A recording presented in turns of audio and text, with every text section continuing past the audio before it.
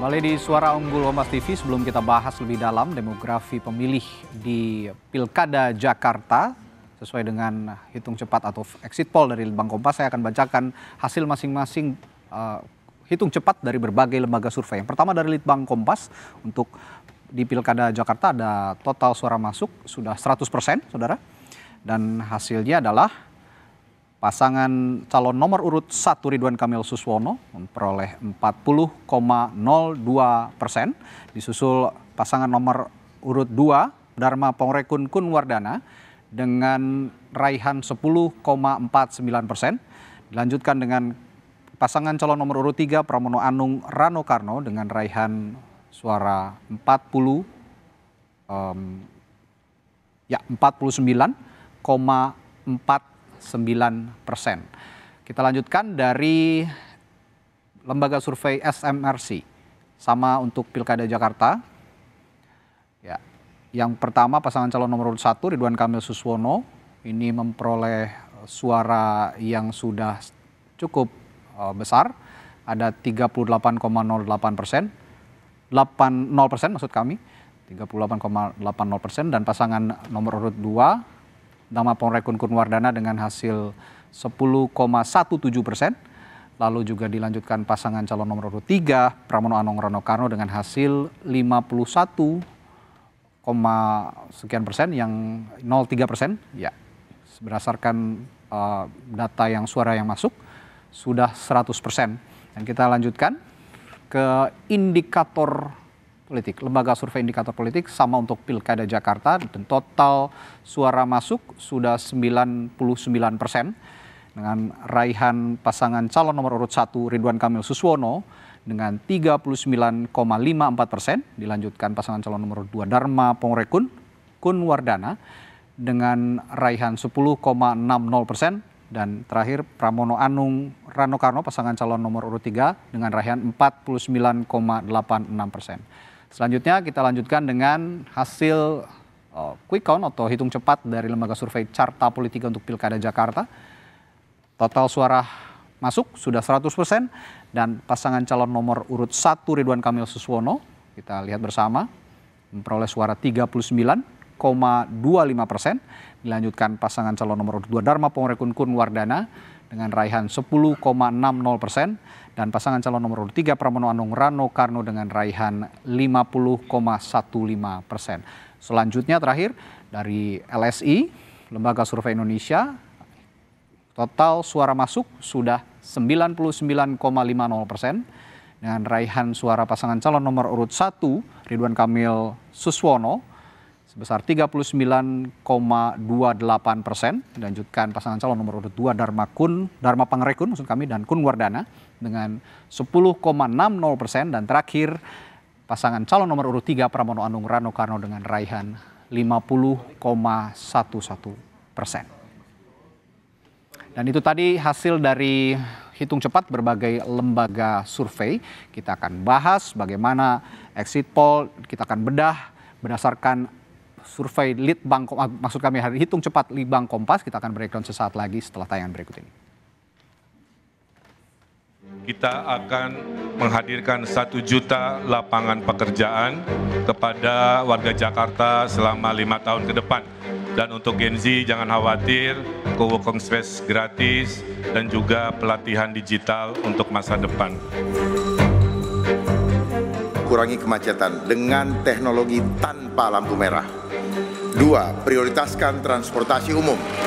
3. Siapkan energi terbarukan seperti biodiesel mandiri, bisa dari rumput laut, bisa dari nipah, bisa dari bakau. Saya berkomitmen di dalam membangun Jakarta, saya lebih memanusiakan orang-orang yang memang perlu mendapatkan pertolongan. Sehingga dengan demikian catat apa yang menjadi omongan saya. Kalau saya menjadi gubernur, saya tidak melakukan penggusuran. Yang saya lakukan adalah pemberdayaan.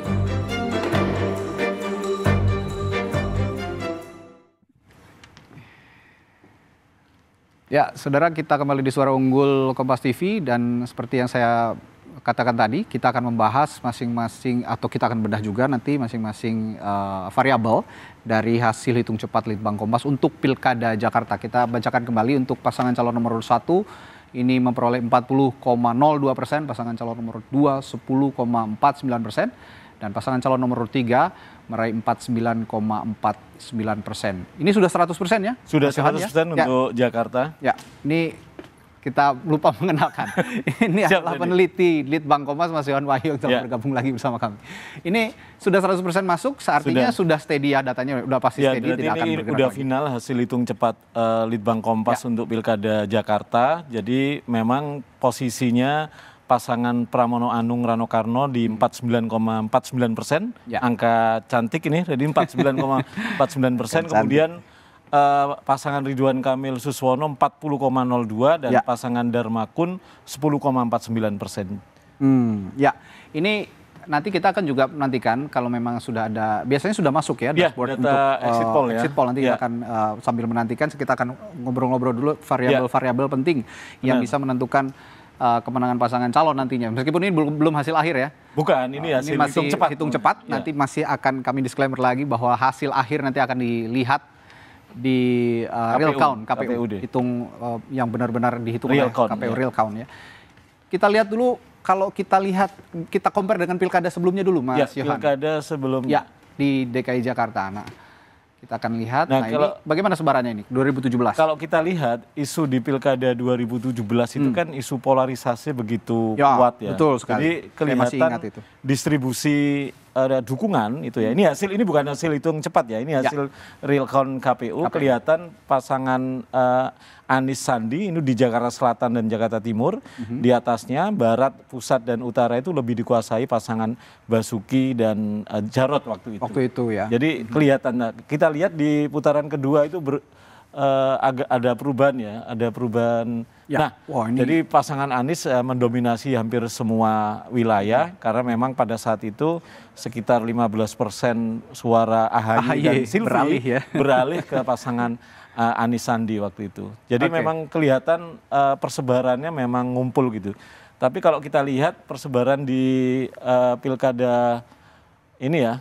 Nah, ini kita lihat bagaimana persebaran sampel kita, coba kita kecilin.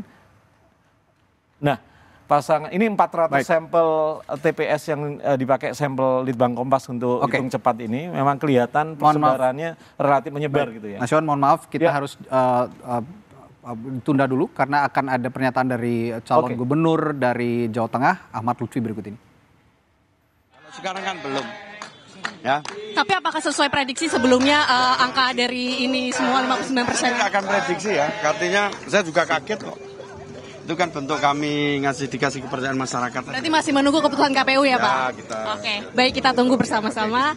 Ini dia pasangan calon dari Ahmad Lutfi, baru Ahmad Lutfi dari calon gubernur Jawa Tengah yang menghadiri posko tim pemenangan Ahmad Lutfi Taj Yassin, dan saat ini kami sedang mendengarkan sedikit apa dari kalimat dari yang dilakukan oleh KPU.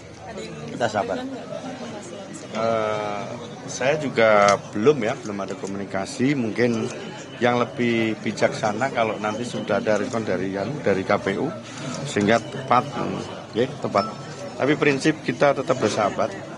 Sebagaimana pada saat kita debat kemarin, setelah adanya kontestasi kita rekonsiliasi. Ya, Pak, tapi sebenarnya ini kan angka yang cukup tinggi ya, 59%. Ini kan angka sejauh ini sangat unggul gitu. Nah, itu ada faktor tersendiri nggak sih sejauh ini dari masa kampanye ini? Nggak ada ya, karena kita sering, intinya komunikasi. Jadi saya dengan Gus Yassin komunikasi dengan seluruh lapisan masyarakat. Dari mulai nelayannya, dari mulai petaninya, pedagangnya, anak mudanya, infrastruktur, semuanya lakukan komunikasi. Dari komunikasi itu akan timbul brainstorming ya, permasalahan-permasalahan apa yang muncul, dan itulah bentuk-bentuk yang nanti harus kita selesaikan pada saat siapapun yang jadi pimpinan Jawa Tengah itu tugasnya ke depan. Berarti di balik ini ada tim yang sangat bekerja keras sejauh ini selama 3 bulan. Jadi dari kemudian dari relawan, kemudian dari masyarakat juga ikut, jadi tidak melulu dari kami. Tapi yang paling utama kemenangan atau apapun itu kan masyarakat yang menentukan. Ya, iya mantan. Siap.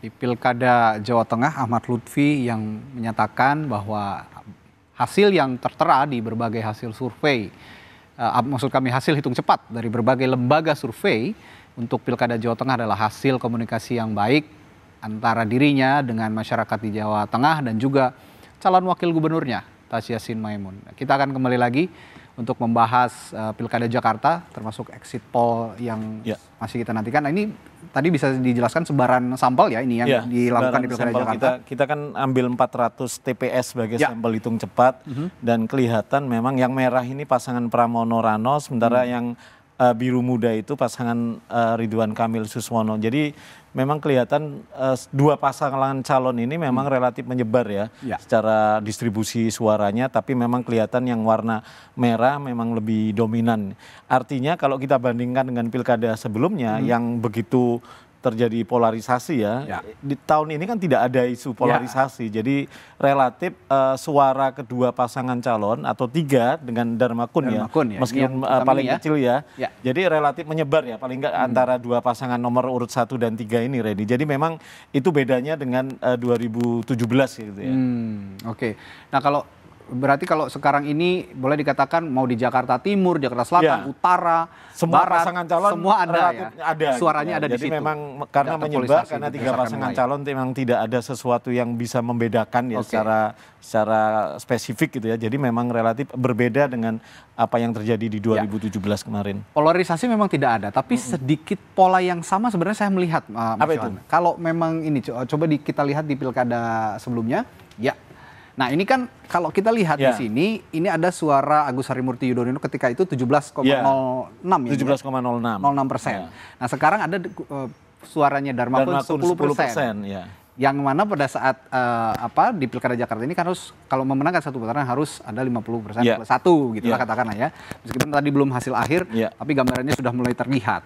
Nah kalau begitu, apakah pola yang sama nanti di Pilkada Jakarta akan terulang dengan Pilkada Jakarta 2017? Yang jelas kalau memang keputusan KPUD nanti itu 2 putaran, tentu suara Darmakun itu menjadi penentu kan. Umumnya orang akan loyal dengan pilihannya di putaran pertama gitu ya. Putaran asumsinya, putaran pertama itu akan menjadi pilihan juga di putaran kedua. Nah, bagaimana dengan suara dari Darmakun itu yang menjadi kunci. Kalau di 2017 itu memang kelihatan di exit poll kita pada saat itu suara yang sebelumnya milih Agus Silvi itu memang mayoritas beralih ke Anies Sandi. Nah, itu karena ada polarisasi itu.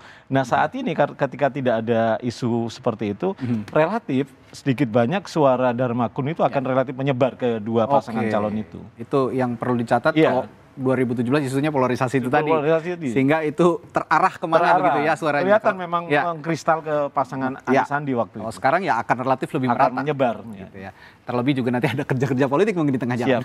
Itu kalau KPUD memutuskan 2 putaran. Itu catatannya. Kita belum memastikan, hitung cepat kita belum bisa menyimpulkan apakah ini 1 putaran atau 2 putaran. Karena kita masih menunggu hasil resmi dari real count yang dilakukan oleh KPU Provinsi DKI Jakarta. Saya ingin lihat juga Pileg DPRD Provinsi 2024. Nah, ini cukup menarik juga kalau kita lihat ada kerja-kerja politik dari partai politik ketika itu tentu saja karena mereka bekerja untuk partai politik gitu. Sekarang bekerja untuk calon. Tapi petanya apakah kalau di kalau di Pileg kemarin PKS pemenangnya, apakah pemenangan PKS kepada pasangan Ridho, pasangan nomor urut 1 ini juga optimal di Pilkada kali ini? Kalau dibandingkan dengan pola ini. Ya kalau kita lihat ya merujuk hasil Pileg kemarin, PKS relatif mendominasi ya, paling tidak di 2 Jakarta Selatan dan Jakarta Timur. Sedikit di Jakarta Barat dia mampu menandingi PDIP gitu ya. Dan terbukti memang PKS pemenang pemilu di Jakarta gitu ya. Tapi tadi pertanyaannya Redi, apakah kerja-kerja PKS juga berbanding lurus dengan kerja-kerja elektoral di Pilkada tahun ini? Kalau merujuk survei kita kemarin, memang pemilih PKS itu terbelah gitu ya. Memang sebagian besar ke Ridho gitu ya. ke Ridwan Kamil Suswono sekitar 40%, sementara yang 35-37% itu ke pasangan Pramono Rano. Jadi memang ada keterbelahan antara di dalam kelompok pemilih PKS sendiri. Karena apa? Salah satunya yang tadi irisan dengan pemilih Anies Baswedan. Yang sedikit banyak Anies endorse ke pasangan Pramono Rano. Jadi keterbelahan itu memang kelihatan ya, tidak hanya di survei dan kemungkinan kalau kita nanti lihat di hasil exit poll ya, datanya masih terus running terus, kita akan lihat apakah itu juga terkonfirmasi di hasil exit poll kita nanti. Gitu. Kita akan bahas soal itu nanti setelah jeda di Suara Unggul Kompas TV. Tetaplah bersama kami.